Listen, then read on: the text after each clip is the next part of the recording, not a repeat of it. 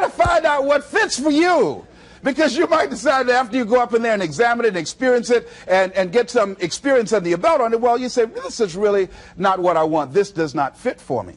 So decide that you're going to do that. Now, John H. Johnson said something that's very important. He said, there's no defense against an excellence that meets a pressing public need. See, whatever you decide to do, look at it and find out what is it that I have that I could bring to the table that can begin to enable me to ensure that I could be successful in this. Where is the opening for you? There's room for you out here in the arena called life. There's room for you to come out and live your dream. Don't allow but to keep you in the corner or keep you up in the bleachers looking at life, being a spectator, not being a participant, making a difference in life. I believe that all of us came here with something. All of us showed up to give something, and that nobody's going to give that service that you have to give. No one's going to produce your product. No one's going to write your book. No one's going to open your academy. No one's going to begin to create your daycare with a special curriculum to help to cultivate the high self-esteem in our children. That's your idea. And if you don't bring your idea out here, when you die, all of us will suffer because we've been deprived of your genius because you allowed but to keep you in the bleachers and not pursuing your greatness. You take it to your grave with you. And that's what most people do. I think that's why the guy said that many people die at age 21 and don't get buried until they're 65. They're walking dead. You can tell them by the way they walk. How they look in the face. When they speak to you. I was giving a speech at this high school, and a lady came after school. She said, Mr. Brown, I want to talk to you about my son. I said, what is it? She said, he's not motivated. I said, I wonder why. You got to have energy, ladies and gentlemen. You got to have life. If you're excited about what you're doing, even in the area of selling, you know people don't buy because of logical reasoning. People buy because of your way of feeling. People don't like to be around dead people. No, let the dead bury the dead. No, keep them away from you before they grab you and run a hold on to you or something. So the fact that whatever you do, you want to be excited about it. You want to have the kind of excitement that is so contagious that people want to be around you. Because whatever you're doing, whatever you talk to people about, this particular idea that you have, they're looking at you and they want to know, do you believe it? And are you the kind of person they want to be in business with? And if you're not positive, if you're not energetic, if you're not fired up about it, how can you expect anybody else to be fired up about your idea? Am I right? All right, repeat after me, please. I'm going to be fired up about my dream. I'm going to go at it with everything I got. Shake somebody's hand on your right and left and say, you got what it takes. There are a lot of people who say, but I tried once or twice and it didn't work out. And so they use that as an excuse not to ever come out again. Guy said, if at first you don't succeed, you're running about average. So if you have come out here with an idea and it didn't work out 2 or 3 times, well, that's all right. You're running about average. You know, I heard something, a jarring question. It says, why is it that people prefer known hells to unknown heavens? You know why? Because it's comfortable, ladies and gentlemen. I remember I was in a service once, and I heard Dr. Johnny Coleman give this example. She talked about a man who had been captured behind the enemy lines in a war and was sentenced to be killed or another option. The captain said to the guy, listen, he said, tomorrow morning at 6 o'clock you can face the firing squad, or you can go out this door over here. And the guy said, what's out the door? He said, no one knows. All we can tell you is just unknown horrors. He thought, and the next morning he selected the firing squad. After the shots rang out, the captain's secretary said, what's beyond that door?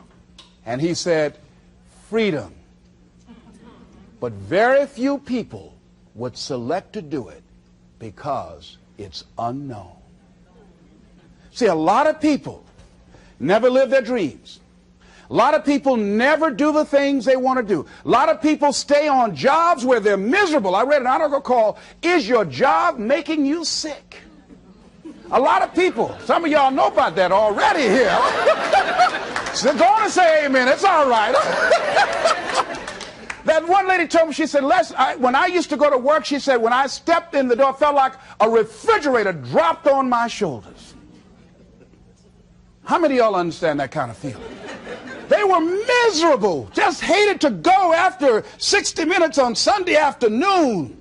Or come Monday morning, my head used to throb. I just couldn't take it. Didn't want to go sometimes just for the heck of it. I just drive on by. Whew, I used to hate to go to work. Many of us choose an active living death. Many of us are walking dead. The walking dead. That we're not doing what we want to do. Many of us stay in relationships where we're dying together rather than growing and expanding and living together. We're miserable, but because we don't have the courage to see ourselves beyond that relationship that has turned toxic, we go through life living dead people. And you can always tell couples that have been together for a little while. Go in a restaurant, the ones sitting side by side, giggling and talking to each other, feeding each other with their fork and spoon, they just got together for 1 week. You see them in the car, they're sitting all up each other, hugging and slugging. Oh, they've been together about 3 days, all right? But if you see people in the restaurant, see a couple, and they're sitting in front of each other. Takes so long for this food, I wonder when they're going to hurry up. Those are the married ones. Oh, but what if I know people have been married for years, living in 2 separate rooms, sleeping in 2 separate beds? Well, it's cheaper to keep it. Not necessarily. It's according to the price you want to pay. See, the price of peace of mind, the price of living the truth, of being honest with yourself and say, wait a minute, it's got to be more than this. So you've got to decide, wait. Even if things don't work out, even if I experience defeat or failure, that does not make me a failure. It's a difference between failing and being a failure. If things don't work out, if you don't produce the results you want, that's all. But don't confuse who you are with the results that you produce. I used to be a state legislator in Columbus, Ohio. And I remember once I was going to introduce some legislation on the floor, and after getting that legislation passed, a guy came up behind me, and he had some legislation that I opposed him on that. And I was about to stand up to debate this guy, and the guy next to me said, "Excuse me, don't debate that guy." "Why? Do you know who that is?" I said, "No, it's Will Konsky from Toledo. That's a bad dude. He's a lawyer, Les. That man can debate." "I don't care. I'm Les Brown, Mamie Brown's boy."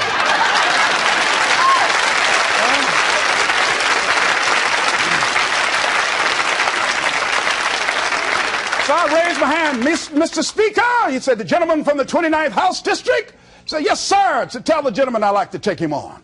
Challenge him on this legislation." He said, Will Konsky said, "I would more than like to, Mr. Speaker." Everybody would say, "Whoa."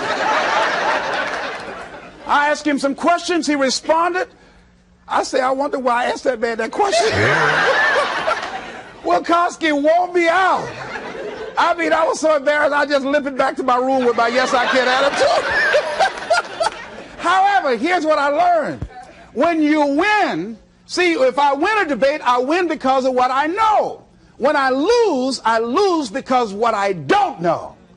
So I had to check out, what is it that I did not know? I wasn't prepared. I did not do enough research. I did not do my homework. So he handled me like he wanted to. So I came back again. I waited on some other legislation, did my homework, but he was more than able to take me out again.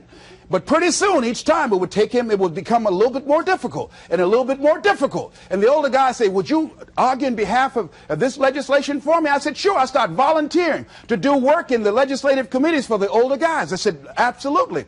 And the more I did it, the better I became. And then people began to start respecting me. And when I would ask and say, Mr. Speaker, I'd like to speak on that bill, some guys' lips start trembling and stuff, like Jimmy. Wait a minute. Is there anything wrong? Do we have a problem?